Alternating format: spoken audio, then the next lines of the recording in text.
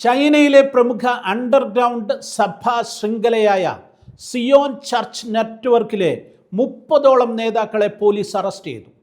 Pastor ജിൻ മിങ്റി സ്ഥാപിച്ച സഭയാണ് Zion church network. രാജ്യവ്യാപകമായി പോലീസ് നടത്തിയ ഒരു ഏകോപിത അണ്ടർഗ്രൗണ്ട് ചർച്ച് വേട്ടയായിരുന്നു ഇത്. ചൈനയിൽ ഇപ്പോഴുണ്ടായിരിക്കുന്ന സഭാ പീഡനങ്ങളുടെ വാർത്തയിലേക്ക് വിശദമായി നമുക്ക് പ്രവേശിക്കാം. അതിനു മുൻപ് ഒരു കാര്യം പറയട്ടെ. ചൈനയിലെ ക്രൈസ്തവ സഭയുടെ വൻതോതിലുള്ള വളർച്ചയെക്കുറിച്ചും ചൈനീസ് സഭ നേരിടുന്ന കടുത്ത പീഡനങ്ങളെക്കുറിച്ചും ചൈനയിലെ ക്രിസ്തീയ സഭയുടെ ചരിത്രത്തെക്കുറിച്ചുമൊക്കെയുള്ള സമഗ്രമായ 5 വീഡിയോകൾ ഈ ചാനലിൽ മുൻപ് ഞാൻ ചെയ്തിട്ടുണ്ട്. അതിൻ്റെ ലിങ്കുകൾ ഡിസ്ക്രിപ്ഷൻ ബോക്സിലും ഫസ്റ്റ് കമൻ്റായും നൽകിയിരിക്കുന്നു. ആ വീഡിയോകൾ നിങ്ങൾ കാണുക, നിങ്ങളുടെ സ്നേഹിതർക്ക് ഷെയർ ചെയ്തു നൽകുക. വാർത്തയിലേക്ക് വീണ്ടും. ബെയ്ജിംഗ്, ഷാങ്ഹായ്, ഗുവാങ്സി തുടങ്ങിയ 10ഓളം പ്രവിശ്യകളിൽ ഒരേ സമയം നടന്ന ഈ അറസ്റ്റുകൾ പതിറ്റാണ്ടുകൾക്കിടയിലെ ഏറ്റവും വലിയ സംഘടിത പോലീസ് നടപടിയായി വിലയിരുത്തപ്പെടുന്നു. സഭാസ്ഥാപകനായ പാസ്റ്റർ ജിൻ മിങ്റിയെ ബെയ്ഹായ് നമ്പർ 2 ജയിലിൽ അടച്ചിരിക്കുന്നു. അന്താരാഷ്ട്ര തലത്തിൽ വലിയ ചർച്ചയായി മാറിയ ഈ സംഭവം ചൈനയിലെ മതസ്വാതന്ത്ര്യത്തിന്മേലുള്ള ഭരണകൂടത്തിൻ്റെ പുതിയതും തീവ്രവുമായ പിടിമുറുക്കലാണ് സൂചിപ്പിക്കുന്നത്. ഇതിലേറ്റവും ശ്രദ്ധേയമായ വസ്തുത, ഈ നേതാക്കളെ ഒന്നും അറസ്റ്റ് ചെയ്തിരിക്കുന്നത് സഭാപ്രവർത്തന കുറ്റം ആരോപിച്ചല്ല എന്നുള്ളതാണ്. പാസ്റ്റർ ജിൻ മിങ്റിയെ അറസ്റ്റ് ചെയ്യാൻ ഭരണകൂടം ഉപയോഗിച്ച പ്രധാന കുറ്റം ഇൻഫർമേഷൻ നെറ്റ്വർക്കുകളുടെ നിയമവിരുദ്ധമായ ഉപയോഗം എന്നുള്ളതാണ്. മതപരമായ പീഡനമെന്ന ആരോപണം ഒഴിവാക്കി സാങ്കേതിക നിയമ ലംഘനം മാത്രമാണ് നടന്നതെന്ന് വരുത്തി തീർക്കുവാനുള്ള തന്ത്രപരമായ നീക്കമാണിത്. തങ്ങളുടെ നടപടികൾ സാങ്കേതിക നിയമ ലംഘനങ്ങൾക്കെതിരാണെന്ന് അന്താരാഷ്ട്ര സമൂഹത്തിന് മുൻപിൽ സ്ഥാപിക്കുവാൻ ബോധപൂർവം തിരഞ്ഞെടുത്തിരിക്കുന്ന തന്ത്രം ഡിജിറ്റൽ നിയമ ലംഘനമെന്ന രീതിയിൽ അവതരിപ്പിക്കുമ്പോൾ അത് രാജ്യത്തിൻ്റെ സൈബർ സുരക്ഷാ നിയമങ്ങളുടെ ഭാഗമായി ഉണ്ടായ നിയമ നടപടികൾ മാത്രമായി കണക്കാക്കപ്പെടും. അന്താരാഷ്ട്ര തലത്തിലുള്ള വിമർശനങ്ങളുടെ തീവ്രത കുറയ്ക്കുവാൻ ഭരണകൂടത്തിന് ഇതുമൂലം സാധിക്കും.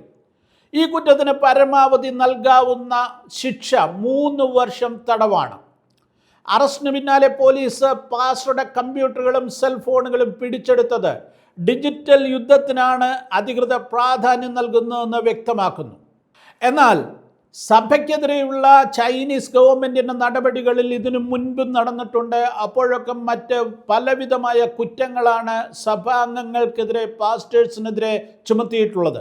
ഉദാഹരണത്തിന് ഷാൻസി പ്രവിശ്യയിലെ ലിൻഫെൻ ഗോൾഡൻ ലാംസ്റ്റാൻഡ് ചർച്ച് നേതാക്കൾക്കെതിരെ ചുമത്തിയ കുറ്റമെന്ന് പറയുന്നത് തട്ടിപ്പെന്നായിരുന്നു. സാമ്പത്തിക കുറ്റങ്ങൾക്ക് 9 മുതൽ 15 വർഷം വരെ തടവ് ശിക്ഷയാണ് അവർക്ക് നൽകിയത്. ഈ കേസിൽ പാസ്റ്റർ വാങ് സിയ വോഗു വാങ്ങിന് 9 വർഷവും അദ്ദേഹത്തിൻ്റെ ഭാര്യയ്ക്ക് 15 വർഷവുമാണ് തടവ് ശിക്ഷ ലഭിച്ചത്. സാമ്പത്തിക കുറ്റകൃത്യങ്ങൾ ഉപയോഗിക്കുന്നത് മുതിർന്ന നേതാക്കളെ ദീർഘകാലത്തേക്ക് ജയിലിലിടാനുള്ള ഒരവസരം ഉണ്ടാക്കുകയാണ്, ഒരു അടിത്തറ ഉണ്ടാക്കുകയാണ്. ഇത് സഭകളുടെ അടിസ്ഥാനത്തെ തന്നെ തകർക്കുവാൻ വേണ്ടിയുള്ള ഗവൺമെൻറ്റിൻ്റെ വളരെ ഗൂഢമായ ശ്രമങ്ങളുടെ ഭാഗമാണെന്ന് മനസ്സിലാക്കുക. എന്തുകൊണ്ടാണ് ഈ സിയോൻ ചർച്ചിനെതിരെ ഗവൺമെൻറ് ലക്ഷ്യമിടുന്നത്? സിയോൻ സഭയുടെ സ്ഥാപകൻ പാസ്റ്റർ ജിൻ മിങ്റിയുടെ വ്യക്തിപരമായ ചരിത്രം ഏറ്റവും പ്രധാനമാണ്. 1989 ബീജിംഗ് യൂണിവേഴ്സിറ്റി വിദ്യാർത്ഥിയായിരിക്കെ ടിയാനമെൻ സ്ക്വയറിൽ നടന്ന സംഭവങ്ങൾ അദ്ദേഹത്തിന് കമ്മ്യൂണിസ്റ്റ് ഭരണകൂടത്തിലുണ്ടായിരുന്ന വിശ്വാസം നഷ്ടപ്പെടുത്തി. ഈ വഴിത്തിരിവാണ് അദ്ദേഹത്തെ ക്രിസ്ത്യാനിറ്റിയിലേക്ക് ആകർഷിക്കുന്നത്. ആദ്യം ഔദ്യോഗികമായി അംഗീകരിക്കപ്പെട്ട 3 സെൽഫ് പാട്രിയോട്ടിക് മൂവ്മെൻറ്റിൻ്റെ ഭാഗമായിട്ടുള്ള ഒരു സഭയിൽ ചേർന്നെങ്കിലും സഭാംഗങ്ങൾ ചൈനീസ് ഭരണകൂടത്തോടുള്ള കൂറ് പരസ്യമായി ആരാധനകളുടെ ഭാഗമായി തന്നെ പ്രഖ്യാപിക്കണമെന്ന നിയമം അദ്ദേഹത്തിന് അംഗീകരിക്കുവാൻ കഴിഞ്ഞില്ല. ഒരേ സമയം 2 യജമാനന്മാരെ സേവിക്കാൻ കഴിയുകയില്ല എന്ന് അദ്ദേഹം ഉറച്ചു വിശ്വസിക്കുകയും അത് പരസ്യമാക്കുകയും ചെയ്തു. അങ്ങനെ 2007 അദ്ദേഹം സിയോൻ എന്ന സ്വതന്ത്ര അണ്ടർഗ്രൗണ്ട് ചർച്ച് സ്ഥാപിക്കുകയായിരുന്നു. ചൈനയിലുടനീളം ആയിരക്കണക്കിന് അണ്ടർഗ്രൗണ്ട് ചർച്ചുകൾ പ്രവർത്തിക്കുന്നുണ്ട്. അവയിൽ ലക്ഷക്കണക്കിന് ജനങ്ങൾ ആരാധിക്കുന്നുമുണ്ട്. വെറും 20 പേരുമായി തുടങ്ങിയ സിയോൻ ചർച്ച് അതിവേഗം വളർന്ന 40 നഗരങ്ങളിലായി 100-ലധികം ശാഖകളുള്ള 10,000-ലധികം ആളുകളുടെ ഒരു വലിയ നെറ്റ്വർക്കായി മാറി. ഈ സ്വാധീനം മനസ്സിലാക്കിയ ഭരണകൂടം അസ്വസ്ഥമാകുകയും സ്റ്റേറ്റിൻ്റെയോ പാർട്ടിയുടെയോ നിയന്ത്രണത്തിലില്ലാത്ത സാമൂഹിക സ്ഥാപനം കമ്മ്യൂണിസ്റ്റ് പാർട്ടിക്ക് തന്നെ ഭീഷണിയാണെന്നവർ മനസ്സിലാക്കുകയും ചെയ്തു. ക്രൈസ്തവ സഭയെയും വിശ്വാസത്തെയും വരുതിയിലാക്കാൻ ശ്രമിക്കുന്ന പ്രസിഡന്റ് ഷീ ജിൻ പിങ് 2016 മതങ്ങളുടെ സിനിസൈസേഷൻ എന്ന നയം കൊണ്ടുവന്നിരുന്നു. മതങ്ങളെ ചൈനീസ് സോഷ്യലിസ്റ്റ് മൂല്യങ്ങളുമായി യോജിപ്പിക്കുകയും എല്ലാ മതവിഭാഗങ്ങളും പാർട്ടിയോടുള്ള കൂറ് പരസ്യമായി പ്രഖ്യാപിക്കുകയും ചെയ്യണമെന്നുള്ളതാണ് ഈ നിയമത്തിൻ്റെ കാതൽ. ഈ പ്രത്യയശാസ്ത്ര നിയന്ത്രണം നടപ്പിലാക്കാൻ 2018 മതകാര്യങ്ങളുടെ അധികാരം യുണൈറ്റഡ് ഫ്രണ്ട് വർക്ക് ഡിപ്പാർട്ട്മെൻറ്റിൻ്റെ കീഴിലാക്കി. അതോടെ ക്രൈസ്തവർക്കെതിരെയുള്ള പീഡനങ്ങളുടെ തീവ്രതകൾ വർദ്ധിക്കുകയായിരുന്നു.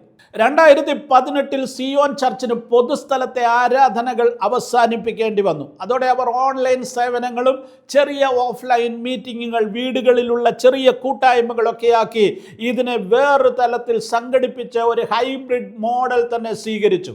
ഈ ഡിജിറ്റൽ അതിജീവന തന്ത്രമാണ് സഭയെ 10,000-ലധികം ആളുകളിലേക്ക് അതിവേഗം വളർത്തിയത്. എന്നാൽ ഈ ഡിജിറ്റൽ വളർച്ചയെ തകർക്കാൻ ഭരണകൂടം ഇപ്പോൾ നിയമം കൊണ്ടുവന്നു. 2025 സെപ്റ്റംബറിൽ പുതിയ online code of conduct four religious personal നിയമം നിലവിൽ വന്നു. ഇതനുസരിച്ച് 3 തലത്തിലുള്ള നിയന്ത്രണങ്ങളാണ് നടപ്പാക്കിയിരിക്കുന്നത്. ഒന്നാമതായിട്ട്, ലൈസൻസ് ഉള്ള മതസംഘടനകൾക്ക് മാത്രമേ ഓൺലൈനിൽ പ്രഭാഷണങ്ങൾ നടത്തുവാൻ അനുവാദം നൽകുകയുള്ളൂ. 2, അണ്ടർഗ്രൗണ്ട് ചർച്ച് ഉപയോഗിക്കുന്ന വ്യക്തിഗത സോഷ്യൽ മീഡിയ അക്കൗണ്ടുകൾ, ലൈവ് സ്ട്രീമുകൾ, വെർച്വൽ ചാറ്റ് ഗ്രൂപ്പുകൾ എന്നിവ വഴിയുള്ള മതപരമായ പ്രഭാഷണങ്ങളും പ്രചരണങ്ങളും കർശനമായി നിരോധിച്ചു. 3, ചെറിയ കുട്ടികൾക്ക് മതപരമായ ആശയങ്ങൾ പഠിപ്പിക്കുന്നത് കർശനമായി വിലക്കി. ഈ നിയമങ്ങളാണിപ്പോൾ സിയോൻ സഭാ നേതാക്കളുടെ അറസ്റ്റിലേക്ക് വഴിവെച്ചിരിക്കുന്നത്. ഈ അറസ്റ്റിനെ അമേരിക്ക അതിശക്തമായി അപലപിച്ചിട്ടുണ്ട്. എന്നാൽ ചൈനീസ് വിദേശകാര്യ മന്ത്രാലയം ഇതിനോട് പ്രതികരിച്ചത്, ചൈനീസ് പൗരന്മാർക്ക് നിയമമനുസരിച്ച് മതസ്വാതന്ത്ര്യം നൽകിയിട്ടുണ്ട്, എന്നാൽ എല്ലാ മതസംഘടനകളും കർശനമായ നിയമങ്ങൾ പാലിച്ചിരിക്കണമെന്നാണ്. US-ന്റെ വിമർശനത്തെ ചൈനയുടെ ആഭ്യന്തര കാര്യങ്ങളിലെ ഇടപെടലായി ചിത്രീകരിച്ച് അവർ തള്ളിക്കളഞ്ഞു. മാത്രവുമല്ല, പുതിയ ഈ ട്രംപിൻ്റെ താരിഫ് യുദ്ധത്തിൽ അമേരിക്കയും ചൈനയും നേർക്കുനേർ പൊരുതുന്ന പ്രത്യേകമായ ഒരു സാമ്പത്തിക ജിയോ പൊളിറ്റിക്കൽ സാഹചര്യത്തിൽ അമേരിക്കയുടെ വാക്കുകൾ ചൈന ഒരു തരത്തിലും പരിഗണിക്കുകയില്ലെന്നുള്ളതും ഉറപ്പാണ്. ഇപ്പോൾ സിയോൻ സഭാ നേതാക്കൾക്കെതിരെ ഉണ്ടായിരിക്കുന്ന ഈ അറസ്റ്റുകൾ രാജ്യത്തുടനീളമുള്ള മറ്റ് അണ്ടർഗ്രൗണ്ട് ചർച്ചുകളിൽ വലിയ ഭയം സൃഷ്ടിച്ചിട്ടുണ്ട് എന്നതിൽ സംശയമില്ല. എന്നാൽ ഈ പീഡനം ചൈനയിലെ ക്രൈസ്തവ സമൂഹത്തെ തകർക്കില്ലെന്ന് നേതാക്കൾ ഉറച്ച് വിശ്വസിക്കുന്നു. സിയോൺ ചർച്ചിലെ പാസ്റ്റർ ഷോൺ ലോങ് പറഞ്ഞത് ഇപ്രകാരമാണ്: പീഡനം സഭയെ നശിപ്പിക്കില്ല. എവിടെ അടിച്ചമർത്തലുണ്ടോ അവിടെ ഒരു ഉണർവുണ്ടാകും. അതാണ് സഭയുടെ ചരിത്രം. ഭരണകൂടം വലിയ പള്ളികളെ ലക്ഷ്യമിടുമ്പോൾ വിശ്വാസികൾ കൂടുതൽ വികേന്ദ്രീകൃതമായ ചെറിയ രഹസ്യ കൂട്ടായ്മകളിലേക്ക് മാറാൻ നിർബന്ധിതരാകുന്നു. ചരിത്രപരമായി തന്നെ ചൈനയിൽ അടിച്ചമർത്തൽ വർദ്ധിക്കുമ്പോഴെല്ലാം ക്രിസ്ത്യൻ വിശ്വാസം രഹസ്യമായി ശക്തിപ്പെടുകയാണ് ചെയ്തത്. ലോകത്തിൽ തന്നെ ഏറ്റവും വേഗത്തിൽ വളരുന്ന സഭാ വളർച്ച നടക്കുന്ന രാജ്യം ചൈനയാണ്. ഇന്നത്തെ നിയന്ത്രണങ്ങൾ പുതിയതാണെങ്കിലും വിശ്വാസത്തിൻ്റെ അഗ്നി ആളിക്കത്തിക്കാൻ സാധ്യതയുണ്ടെന്ന് ലോകമെമ്പാടുമുള്ള സഭാ നിരീക്ഷകർ അഭിപ്രായപ്പെടുന്നു. ഈ വീഡിയോ നിങ്ങൾക്ക് ഇഷ്ടമായെങ്കിൽ ഇത് ഷെയർ ചെയ്യുക, ലൈക്ക് ചെയ്യുക, നിങ്ങളുടെ അഭിപ്രായങ്ങൾ രേഖപ്പെടുത്തുക. ദൈവം നിങ്ങളെ എല്ലാവരെയും ധാരാളമായി അനുഗ്രഹിക്കട്ടെ.